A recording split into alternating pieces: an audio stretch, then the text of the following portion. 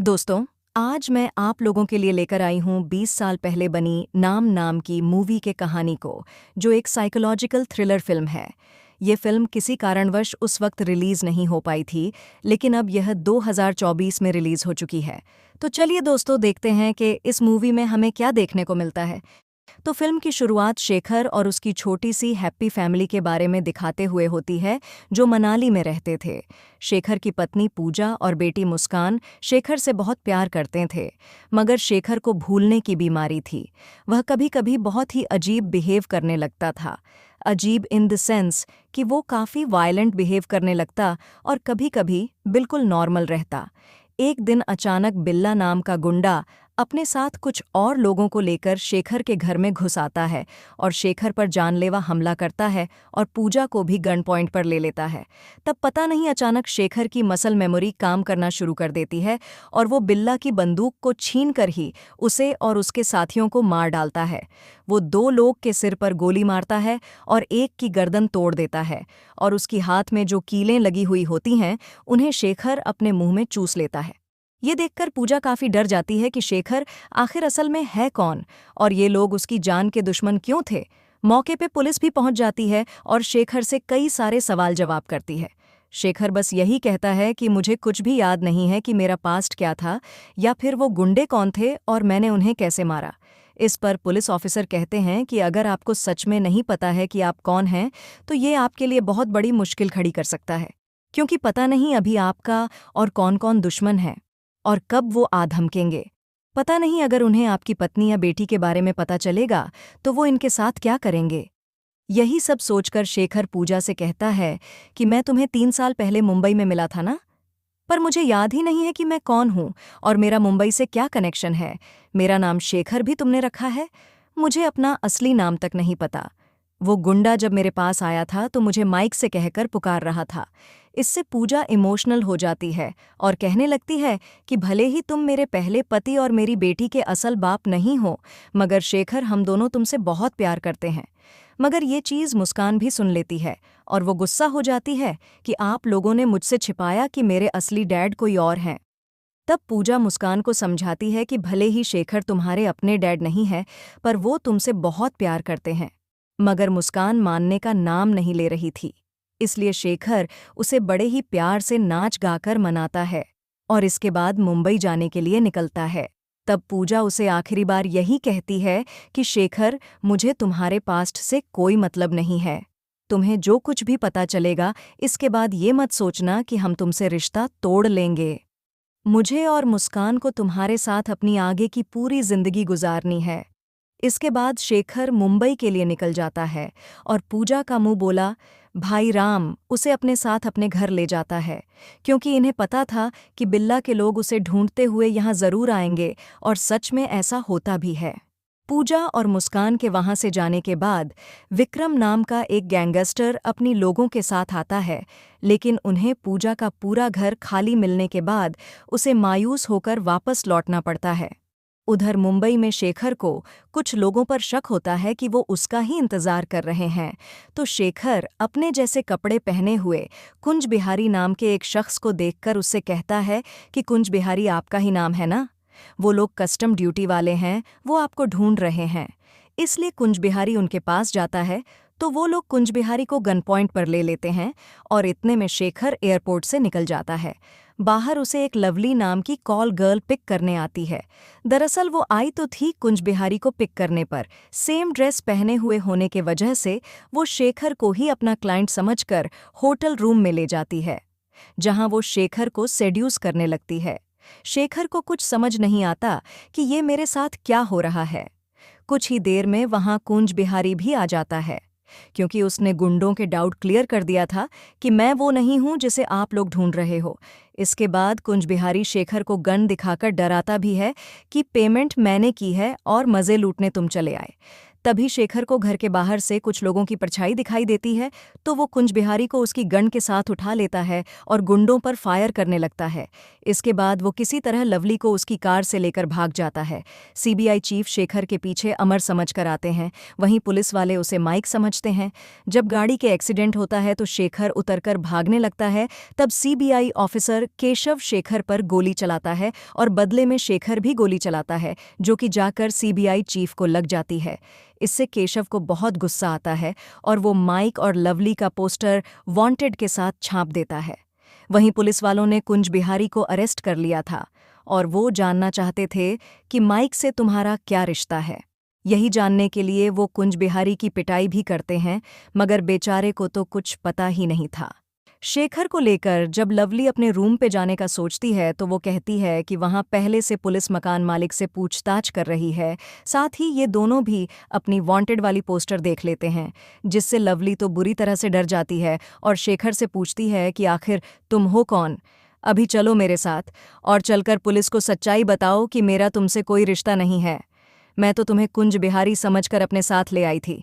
तभी शेखर के जो गोली लगी थी उसका पता लवली को चलता है और वो इतना सारा खून देखकर घबरा जाती है और वो शेखर को अपने साथ एक होटल रूम में लेकर जाती है, जहां वो अक्सर अपने क्लाइंट्स को लेकर जाया करती थी।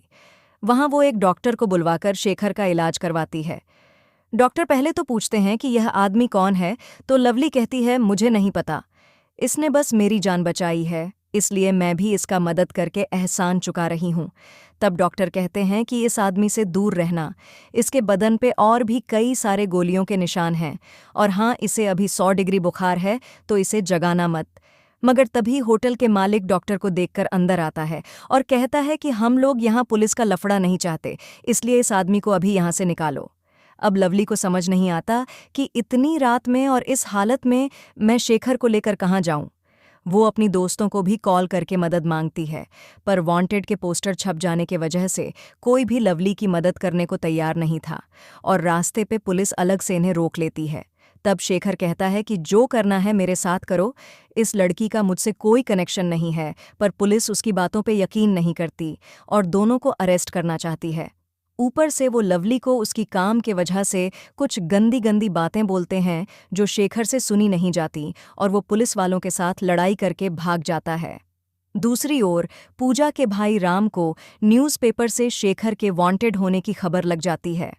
वो अपनी पत्नी को तो सारी बात बता देता है, मगर पूजा से ये बात छिपा कर रखने को कहता है।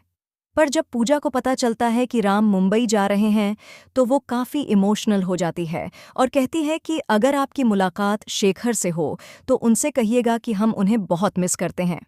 कम में से कम एक बार हमसे कॉल पे बात कर लेते तो अच्छा रहता।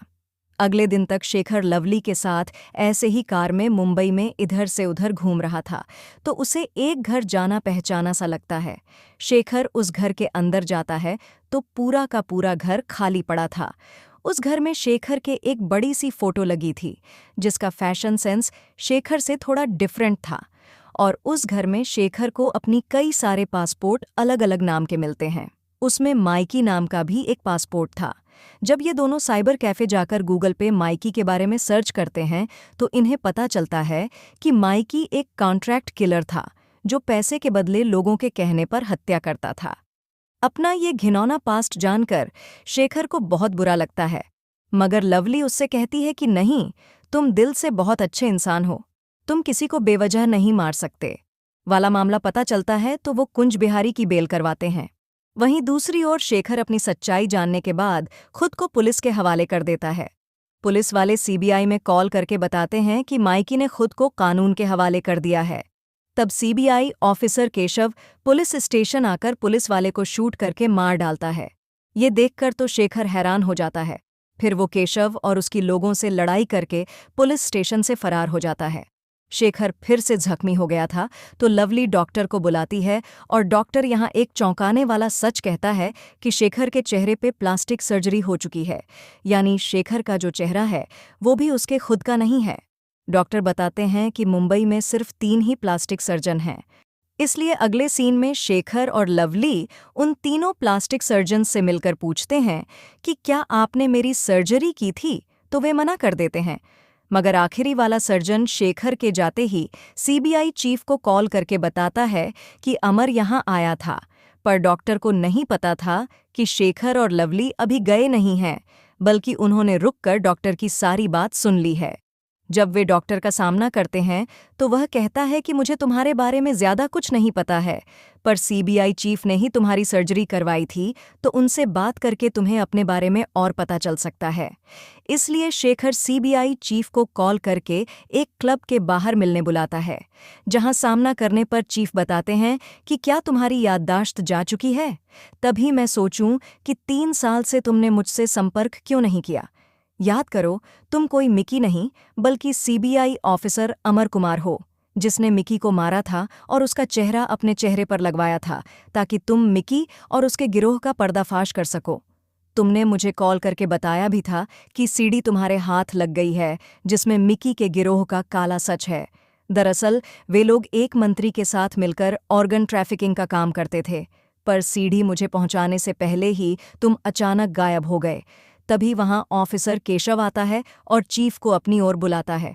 तब शेखर को थोड़ा थोड़ा याद आता है कि केशव ही गद्दार है। वह मिकी के गिरोह के साथ मिला हुआ था और मेरी प्लास्टिक सर्जरी वाली बात उसने ही मिकी के गैंग को बता दी थी। जैसे ही शेखर चीफ को बताता है कि केशव ही गद्दार है, तो केशव चीफ को गोली मार देता है। दूसरी ओर कुंज बिहारी और राम मिलकर शेखर के बारे में पता करते हुए गलती से मिकी के गिरोह तक पहुंच गए थे और उन्होंने बड़ी ही होशियारी से शेखर की पत्नी और बच्ची के बारे में पता करके उसे अगवा कर लिया था, जिन्हें छुड़ाने के लिए आखिरी में शेखर को उनके पास जाना पड़ता है, वह भी सीढ़ी लेकर, जो उसने अपने घर के एक लॉकर में छिपा कर रखी थी। साथ ही उसने एक ब्रीफकेस में पैसे भी छिपा रखे थे, जो वह लवली को दे देता है ताकि उसे यह गंदा काम और न करना पड़े। इसके बाद वह मिकी के गिरोह के साथ जोरदार लड़ाई करके अपनी पत्नी और बच्चों को बचा लेता है। और जब उस मंत्री को पता चलता है कि मेरा भांडा अब फूटने वाला है, क्योंकि शेखर ने वह सीडी बहुत सारे ऑफिसर्स और न्यूज़ चैनल को दे दी है, तो वह मंत्री खुद को गोली मारकर खत्म कर लेता है। इसके बाद शेखर अपनी पत्नी और बच्चों के साथ वापस मनाली आ जाता है और पहले की तरह आराम से रहने लगता है। इसी हैप्पी एंडिंग के साथ ये फिल्म यहीं खत्म हो जाती है।